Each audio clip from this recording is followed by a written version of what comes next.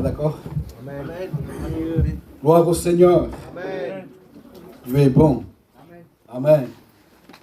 J'écoutais les jeunes qui rendaient témoignage et je me disais, c'est largement assez pour pouvoir se convertir. Amen. Vous savez, il y a ceux qui ont rendu témoignage, ce sont des enfants de pasteurs. Donc, on sait que quand c'est un fils qui rend témoignage, il y a une concentration qui est particulière. Et moi, j'en suis convaincu que les pères en bas souffrent autant que les enfants qui sont en haut. Je me rends compte, moi, de ça. Il y a une concentration. Seigneur, bénis-le, Seigneur, bénis-le. Qu'il ne faille pas, Seigneur. Donne-lui une direction. Hein? Il y a un jour aussi dans le ciel, il y a eu une concentration particulière.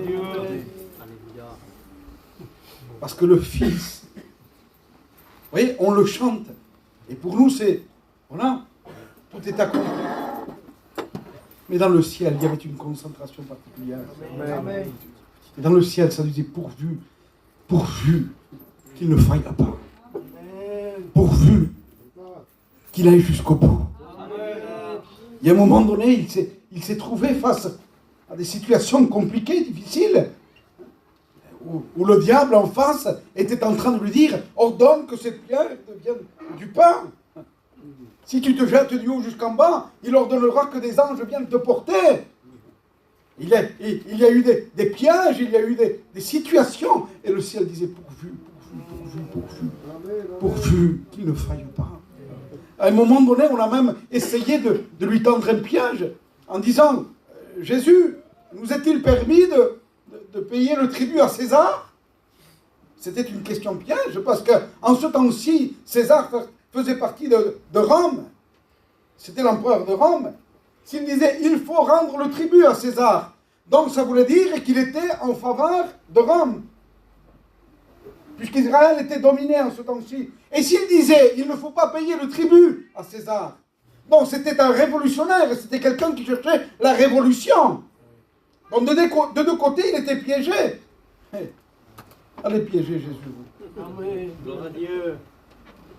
Il dit, donnez-moi une pièce, donnez-moi une effigie. Il dit, de qui porte-t-il l'effigie? Il dit, de César. Alors il dit, rendez à César ce qui est à César, et à Dieu ce qui est à Dieu. Amen. Amen. Il n'a pas failli. Et à un moment donné, lorsqu'il est arrivé sur la croix du Calvaire, lorsque la Bible dira qu'il a rendu l'Esprit, Jésus, on ne l'a pas assassiné. Il a donné sa vie. Amen. Quand il baissa la tête, il rendit l'Esprit. Il dit, j'ai tout accompli. Comme on va dire, j'ai été jusqu'au bout. Et j'ai été l'agneau de Dieu qui ôte le péché du monde. Amen. Amen. C'est pour cela qu'il mérite la gloire. Amen. Vous ne le croyez pas qu'il mérite l'honneur? Il mérite beaucoup plus d'enthousiasme que ça dans une réunion. Il a été l'agneau de Dieu qui ôte le péché du monde. Amen. Il a tout accompli pour que nous, ce soir, nous puissions lui rendre témoignage. Donc il mérite la gloire. Amen. Quand on regarde nos vies, quand on regarde notre misère, quand on sait ce qu'il a fait de nous, la Bible dira qu'il a fait de nous un royaume de sacrificateurs, une nation sainte, un peuple actif. Il nous a rachetés, non pas avec de l'or ni de l'argent, mais la Bible dira au prix de son sang. Amen. La rançon était chère, mais il l'a payée. J'aimerais ce soir vous parler quelques instants sur la vie d'un homme que vous avez certainement entendu parler. Certainement vos pasteurs vous l'ont prêché. J'aimerais parler ce soir de lui pour ne pas qu'on se laisse tromper. Son histoire se trouve dans le 2e livre des Rois, au chapitre 5 et au verset 1er. Il est question de Naaman. Il est écrit ainsi, Naaman, chef de l'armée du roi de Syrie, se réjouissait de la faveur de son maître et d'une grande considération car c'était par lui que l'Éternel avait délivré les Syriens.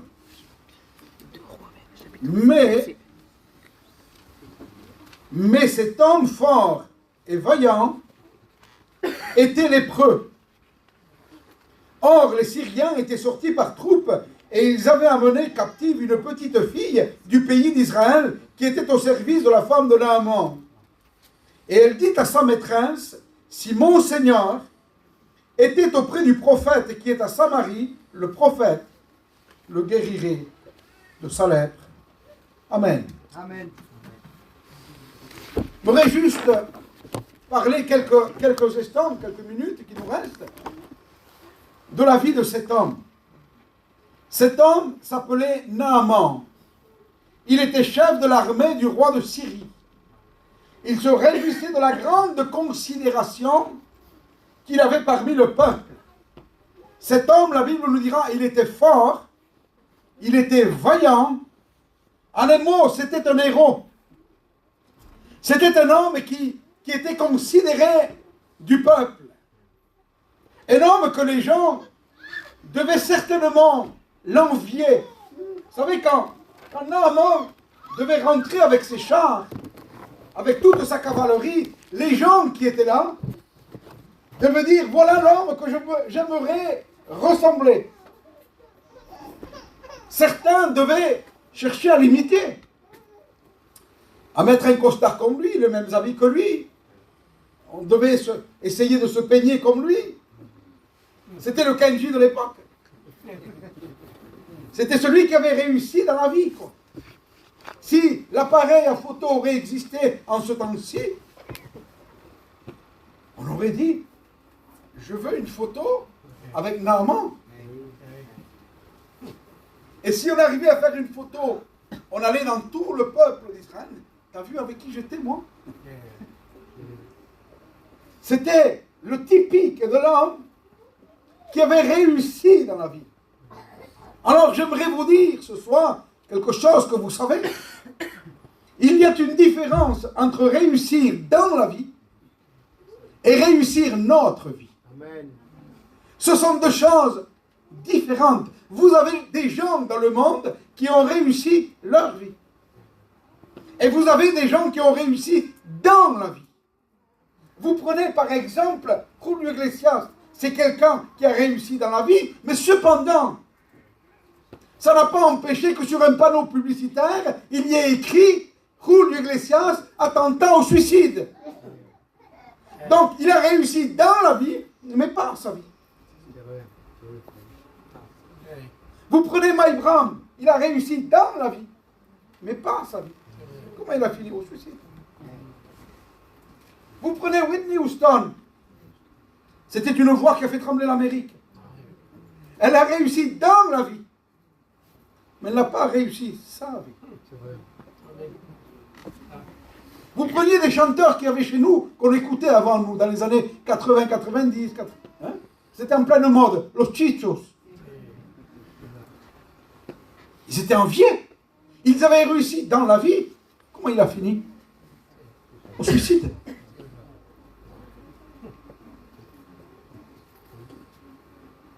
Ce sont deux choses différentes. Pardonnez-moi, c'est la famille à moi, c'est la famille à vous. Les Gypsykins, ils ont réussi dans la vie. Le nom, le titre, la gloire. Certains, même à un moment donné, ont cherché à leur ressembler. La même coiffure, les mêmes Santiago, les mêmes jeans, hein, la même façon de marcher. Certains essayaient d'imiter même la même voix. Parce qu'on essaye d'imiter les gens qui ont réussi dans la vie. Mais la Bible dira, ces paroles, quelque chose qui vient détruire cette image. Il dit mais, et quand la Bible parle de mais, il faut s'arrêter. Mais il dit, cet homme fort et vaillant, on dit, cet homme qui avait réussi dans la vie, mais cet homme était lépreux. La lèpre, c'est l'image même du péché. C'est comme si vous allez dans un garage. Le vendeur vous fait l'article et vous dit, monsieur, voyez-vous, cette voiture-là, elle a le toit ouvrant, elle a l'intérieur en cuir, elle est climatisée, elle a des jantes en 18, et là la peinture métallisée, tout ce qui s'ensuit. Mais à un moment donné, il s'arrête, il dit, mais, alors vous êtes là, vous attendez, mais le moteur est cassé, ça ne vaut plus rien. Elle a perdu toute sa valeur. Alors la Bible dit, mais il était lépreux. Comment voulant dire, toute sa gloire, toute sa grandeur, toute sa réussite ne servait plus à rien, parce que j'aimerais vous dire qu'on peut avoir le nom qu'on veut, le titre qu'on veut, l'argent qu'on veut, le matériel qu'on veut. Si on vit dans le péché, je vous le promets qu'on est malheureux. Le chant a été chanté. Tu es malheureux. Sans Dieu, on ne peut pas être heureux. On pourra avoir la réussite qu'on veut. Et quand les hommes ne savent pas que c'est justement le péché qui nous rend malheureux, alors on essaye de réussir dans la vie. Et pour essayer de satisfaire le cœur, l'être intérieur, alors qu'est-ce qu'on fait? On essaye la fête, les guitares, la musique, whisky, Sainte Marie de la Mer, en Espagne, Walt Disney, et on essaye de remplir le vide du cœur, mais l'intérieur est toujours sec. Il y a toujours soif. L'intérieur dit, j'ai soif, j'ai soif. Alors attends, je vais te donner des amis, je vais te marier, tu vas avoir des enfants, on va fêter ton anniversaire, et l'intérieur dit toujours, j'ai soif. Écoutez, il y avait un homme, il s'appelait Salomon. La Bible dira qu'avant lui et après lui, il n'y a pas eu de roi comme Salomon. Il avait un trône en ivoire recouvert d'or. Il mangeait dans la vaisselle, dans de la vaisselle en or. Les fourchettes étaient en or, les couteaux en or. Cet homme-là, un jour, a dit à son cœur, je vais t'éprouver par la joie. Et vous trouverez cela dans le livre de l'Ecclésiaste au chapitre 2. Il dit, je vais t'éprouver par le bonheur. Il dit, je lui ai donné des chanteurs, des chanteuses, des étangs, des forêts, du matériel, des maisons, des étangs, des palmiers, des arbres en tout genre, des serviteurs, des servantes. Et à un moment donné, il ne sait plus comment faire. Il dit, tout ce que mes yeux ont vu, je l'ai eu. Tout ce que mon cœur a désiré, il dit, je ne l'ai point privé. Et à la fin de son discours, il dit, alors le cœur satisfait? Et le cœur répond, vanité des vanités, tout est vanité et poursuite du vent. Qu'est-ce que ça veut dire, ça? Ça veut dire que les artistes, ça veut dire que les rois, ça veut dire que la richesse est incapable de satisfaire le vide de nos cœurs. Et si la parole de Dieu, si le Saint-Esprit ne nous éclaire pas sur ce domaine-là, alors nous, on continue. Et on dit, on va essayer, tu verras, on a un mariage, on va faire venir l'Espagne, on va faire venir l'orchestre, le mariage finit et les gens pleurent toujours. Les gens pleurent toujours. Pourquoi je vous dis ça, les jeunes? Parce que j'en suis un témoin. Et j'ai fait, moi, aussi l'expérience. Et j'ai été jeune. J'ai eu 15 ans, 16 ans, 17 ans, 18 ans. Je connais. Je sais ce que c'est qu'avoir 19 ans. S'acheter une voiture neuve. Et aller au bar et dire, garçon, 2 bouteilles de champagne. Je sais ce que c'est. Mais je sais ce que c'est aussi rentrer le soir. Après la fête avec mes amis. Après beaucoup d'alcool. Après la sortie. Et après tout ce que voulez-vous, rentrer chez moi et pleurer. Et dire, mais pourquoi tu pleures? D'où vient cette angoisse? L'intérieur me disait, j'ai soif. Attends, je t'ai donné une voiture neuve, je t'ai donné de l'argent, je t'ai donné des amis, des sorties, des artistes. L'intérieur dit, j'ai soif. J'ai soif. Si notre âme et notre esprit peut sortir de nous-mêmes et se dresser comme une personne devant nous, il nous dirait, je n'ai pas soif des plaisirs de ce monde. J'ai soif de mon Créateur. J'ai soif de pardon. J'ai soif d'être en paix avec mon Créateur. J'ai soif de communion avec le ciel. Et j'ai soif d'intimité avec Jésus. Avec Jésus, c'est de lui que j'ai besoin. Heureux, dit la Bible, heureux. Le psaume dit heureux. Si s'arrête là, le psaume dit heureux, nous, heureux qui? Heureux celui qui ont réussi dans la vie. Non. La Bible dit heureux celui à qui le péché est pardonné. Celui-là, il est heureux. Celui-ci a réussi sa vie. Amen. Cet homme était lépreux. Lorsque les amis rentraient chez eux, lorsqu'ils finissaient d'amuser toute la galerie, lorsqu'il était face à la réalité de la vie, et que cet homme enlevait son armure, et qu'il se regardait au miroir de la réalité de la vie, il devait se voir et dire, les gens disent de moi que je suis un vaillant héros, les gens croient que moi, mais moi je sais ce que je suis un lépreux. La lèpre avait éclaté en lui-même. Il disait, je sais que je n'ai pas pour peu de temps, parce que vous avez des personnes qui vivent d'apparence devant les autres, sourire jusqu'à là, et dans la réalité de la vie, c'est toute autre chose. On les connaît, nous. On les connaît. Ceux qui, les charrieurs, les revendeurs de drogue, et tout ce qui s'ensuit, tous ceux qui sembleraient qu'ils en mettent plein les yeux, on les connaît. On sait que le soir, ils ne peuvent pas dormir. On sait qu'à la maison, les foyers sont brisés. On sait que les enfants pleurent. On sait qu'ils sont dans la misère et qu'ils ont peur de mourir parce qu'ils sont conscients aujourd'hui que s'ils quittent la terre sans le pardon de leurs péchés, ils sont perdus pour l'éternité. On sait ces choses-là. Et vous imaginez aller se vautrer dans le monde et ne pas avoir l'assurance du pardon de nos péchés, se dire si je viens à quitter la terre, je suis perdu pour toujours. Mais quelle angoisse! Aller se coucher le soir sans le pardon de nos péchés. Aller se coucher. Il dit peut-être je ne me réveillerai plus. Quand on ferme les yeux sur la terre, c'est fini après. La cabane de souffler, c'est là que tout commence. C'est là que tout se joue. Le choix qu'on aura fait sur la terre se répercutera pour l'éternité. Il n'y a pas 3 chemins, il n'y en a que 2. Il n'y en a que 2. Ceux qui acceptent le moyen pour être purifiés, sanctifiés de leurs péchés, et puis ceux qui ne font aucun cas de Jésus, qui disent moi je vis ma vie comme bon me semble. Le choix que tu auras fait sur la terre, tu en seras le seul à être responsable. Parce qu'il y a ce soir, ici, au milieu de nous, celui qui a payé la rançon pour tous. Amen. Tous peuvent venir à lui, tous. Tous peuvent réussir leur vie, tous, sans exception. Sans exception. Écoutez, il y a quelques jours, j'ai parcouru l'Espagne avec des frères qui sont en train de faire une œuvre au milieu du peuple. Les Yéniches d'Espagne, vous ne saviez pas, moi non plus, je ne savais pas, qu'il y avait des Yéniches, des milliers de Yéniches en Espagne, m'ont emporté chez eux.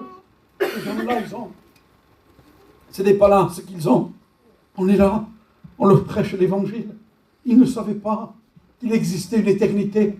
Ils ne savaient pas que Jésus était ressuscité d'entre les morts. Ils ne savaient pas qu'il y avait le moyen de s'en sortir. Vous ici, vous êtes conscients, vous le savez, il y a des réunions toute la semaine, tous les jours. Il y a des réunions pour un seul but, pour que tu rencontres la perle de grand prix, pour que tu fasses l'expérience du pardon de tes péchés. Voilà pourquoi on prêche l'évangile. Pourquoi? Parce que c'est trop grave. C'est trop grave. C'est trop important de quitter la terre sans le pardon de ses péchés. C'est trop important. La vie, elle ne nous appartient pas. Aujourd'hui, on est là. Demain, c'est fini. Je connais des hommes, ils sont partis se coucher. Jamais plus de la vie, se sont réveillés. C'est fini. C'est fini. J'avais un gendre, moi, 19 ans. Il s'est marié avec ma fille, 19 ans. 14 jours plus tard, il fait un accident de voiture et il se tue sur le coup. Mes amis, qu'est-ce que c'est que la vie? Mais avant de quitter la terre, mon gendre savait qu'il y avait une éternité. Il avait écouté le message que vous êtes en train d'écouter. Il savait qu'il avait besoin de préparer sa vie à la rencontre de son Créateur. Qu'est-ce qu'il s'est passé? Il a quitté la vie sur la terre. Instantanément, il a ouvert les yeux dans le ciel. Aujourd'hui, si vous lui posez la question, tu voudrais revenir avec nous, tu sais, on va garder une église, on va chanter des cantiques. Il dit, non, c'est fini. C'est fini, moi. Je ne veux plus les choses de la terre, c'est fini. Moi, j'ai combattu le bon combat, j'ai gardé la foi, j'ai achevé la course. Maintenant, moi, je suis rentré dans le ciel, c'est fini pour moi. Moi, je ne sors plus d'ici où tu veux que j'aille. Oui, amen. Avec toute la misère qu'il y a sur la terre, et qu'est-ce que tu veux que je vienne faire sur la terre? Qu'est-ce que tu veux que je vienne faire? Non, non, non, non. Moi, je vous attends. Moi, je suis dans le ciel. C'est fini pour moi. Plus de combat, plus de cimetière, plus de deuil, plus de mort, plus de tristesse. Les choses anciennes sont finies pour moi. Toute chose est devenue nouvelle. Je suis dans la gloire maintenant. C'est fini, frère. Ça vaut le coup d'être un chrétien. Amen. Gloire à Dieu. Ça vaut le coup de marcher avec Dieu. Amen. Il faut s'accrocher à Dieu. Amen. La meilleure part, c'est d'accepter le pardon de nos péchés. Amen. De vivre avec Dieu. Croyez-moi, le monde, le péché, le diable n'a rien à nous donner. Il nous donne d'une main, il nous reprend de l'autre. C'est de la poudre aux yeux. C'est de la poudre aux yeux. C'est pas vrai. C'est de la misère. Cet homme-là, quand il se regardait au miroir, qu'il était face à la réalité, des larmes devaient tomber de ses yeux. Entre moi et vous, combien de fois ça nous est arrivé d'être seuls et de verser des larmes et se dire dans le fond, si le monde saurait, si les gens sauraient, parce que chacun a dans son cœur un jardin secret. Chacun sait ce qu'il bout dans sa marmite. Tu pleures parce que tu es dans la misère. Tu n'es pas une victime. C'est à cause de ton péché. Le péché te fait pleurer. Le péché est un monstre. Il n'a pas de compassion. Le péché détruit tout. Il emporte tout sur son passage. Le péché est une lèpre. C'est une défaite. C'est une dette. C'est un destructeur de repos. Le péché, c'est un lion affamé. C'est un volcan en éruption. C'est un fardeau qui écrase les hommes. C'est une vipère dont la morsure donne la mort. Le péché. Cet homme ne pouvait plus s'en sortir. À un moment donné, il y a une petite fille qu'on a ramenée du pays d'Israël. C'est une chrétienne. Amen. Elle marche avec Dieu. Amen. Elle se contente de ce que là. Elle n'a pas de rancune. Elle n'a pas de haine. Cependant, elle est déportée. On l'a prise de sa famille et on l'a déportée pour en faire une esclave dans le palais. Et à un moment donné, elle entend le grand Naaman, lépreux. Si c'est moi, si c'est vous, mis au palais. Tu me déportes, tu m'enlèves de ma famille, tu me mets comme une esclave. Et maintenant, tu es malade. Michto. Mais elle, c'est une vraie chrétienne. Amen. Pas de rancune. Pas de haine. Elle donne la solution à son ennemi. C'est ça être un chrétien. C'est ça être un chrétien. Amen. C'est pardonner même à ceux qui nous font du mal. C'est pardonner même à ceux qui te font du mal. Mais comment? Tu n'auras pas la force. Il faut que ça vienne de lui. C'est vrai, amen. C'est lui qui te donne la force du pardon. Tout vient de lui, tout vient de lui. Parce que parfois, vous savez, vous avez des gens qui se querellent. Vous avez des gens qui ont des choses dans le cœur, les uns vis-à-vis des autres. Et des chrétiens baptisés qui viennent prendre la Sainte Seine. Il y a un moment donné, tu sais, on sent que la conscience n'est pas à l'aise. Et on dit, quand même, je ne peux pas prendre la Sainte Seine comme ça. Alors, je te pardonne, Nénène, hein, pour le mal que tu m'as fait. Et on le fait pour libérer notre conscience en disant, t'as vu, pasteur, je lui ai parlé, hein. Et dans le cœur, hein. Est-ce que ça a changé? Il n'y a rien qui a changé. Toujours la même haine, toujours la même rancune, toujours la même vengeance. C'est un chrétien. La haine, c'est un poison. Le manque de pardon, ça t'emprisonne. Ça te renferme, ça t'empêche de voir Dieu, ça t'empêche d'aller plus loin. Alors on est bloqué. La haine, la méchanceté. Et le diable vient. C'est pas à toi de demander pardon, c'est à elle. C'est elle qui t'a fait du mal. Tu es une victime, toi. Si on va dans cet endroit-là, dans ce chemin-là, Qui était plus victime, Jésus ou les soldats?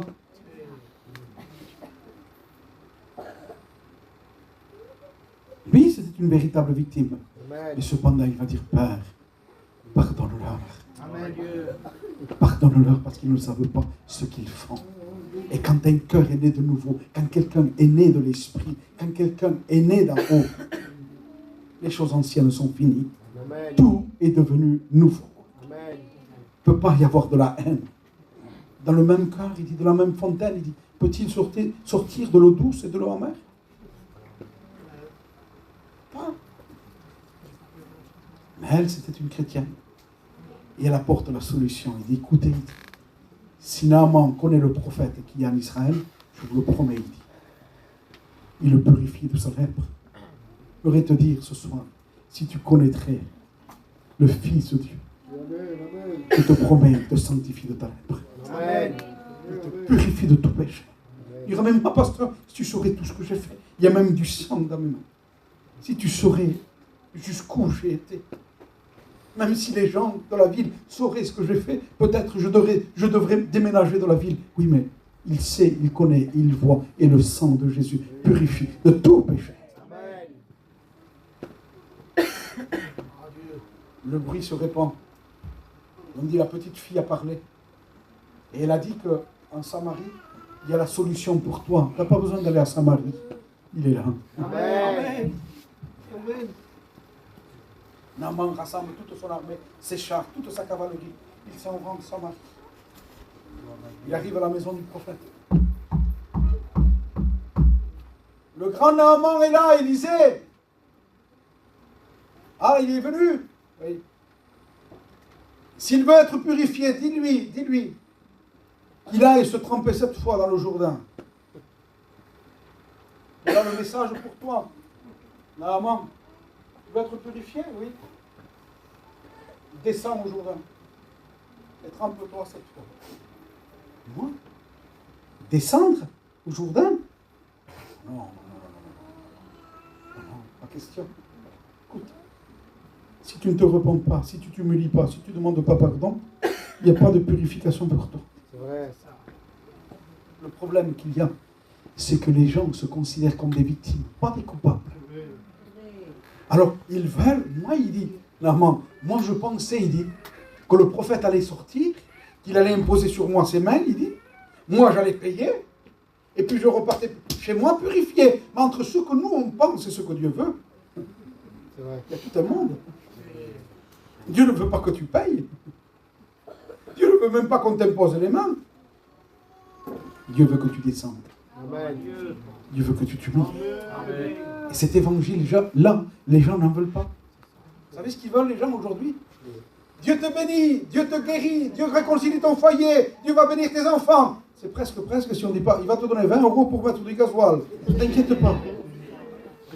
C'est presque cet évangile-là. On veut prêcher le vrai évangile, Mars. Amen. L'évangile de la repentance, du pardon de nos péchés. Cet évangile-là, ça ne marche pas. Il dit, tu veux repartir? Il dit, repars si tu veux. Mais tu repars avec ta lettre. Et heureusement qu'il y a un homme intelligent, un ami de Naaman. Il dit, Naaman, il dit, si le prophète t'aurait demandé quelque chose de compliqué, de difficile, tu ne l'aurais pas fait? Il dit, oui. Il ne demande pas grand-chose. De t'humilier, de descendre, de reconnaître que tu es pécheur, que tu es lépreux. Naaman, à un moment donné, il prend la voie de résolution. Et j'aimerais finir. Il descend au Jourdain. Et on va essayer d'imaginer le combat qu'il a eu, de descendre, pour s'humilier.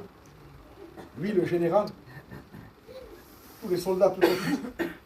Certains devaient se donner des coups de coude. Ouais, t'as dit. Regarde comme il s'humilie. Regarde comme il reconnaît. Vous avez des gens qui ne se convertissent pas à cause de savoir ce que d'autres personnes vont dire d'eux. C'est maladie, là. Si je demande pardon, si je m'humilie, si je reconnais, si je lève ma main à la réunion, qu'est-ce qu'ils vont dire? Peu importe ce qu'ils vont dire. Ce qui est important, c'est le résultat. Amen. Et à un moment donné, il enlève sa carapace. Il descend au Jourdain. 1 fois, 2 fois, 3 fois, 4 fois. 5 fois, 6 fois, 7 fois le chiffre de la perfection. Quand il ressort, la Bible dira que sa chair est devenue comme celle d'un petit enfant, complètement purifiée. Amen. Écoutez bien, qui a été en Israël? Ceux qui ont été un jour en Israël. Tu as été en Israël. Tu as vu le Jourdain comme il est saint? C'est pas de l'eau propre. C'est de l'eau mélangée avec de la boue. Si de l'eau comme du Jourdain, comme le Jourdain, était capable de purifier la lèpre de Naaman, si avec la salive de Jésus, pardonnez-moi, la salive de Jésus, Jésus prenait de la boue, prenait sa salive, il faisait de la boue, il l'appliquait sur les yeux des aveugles, et les aveugles retrouvaient la vue. Essayez d'imaginer la puissance de son sang. Amen. L'eau du Jourdain purifiait le lépreux. Imaginez le sang de Jésus. Amen. Il peut te purifier ce sang. Amen. Il peut te laver ce sang. Amen. À moi? Oui, à toi. Mais, pasteur, tu saurais tout ce que j'ai fait. Tu saurais, je suis revenu, je l'ai trahi, j'ai menti, j'ai trompé, j'ai fait. C'est pour toi. Amen. Le sang de Jésus est toujours chaud pour pardonner ton péché. Voulez-vous compris le Seigneur quelques instants?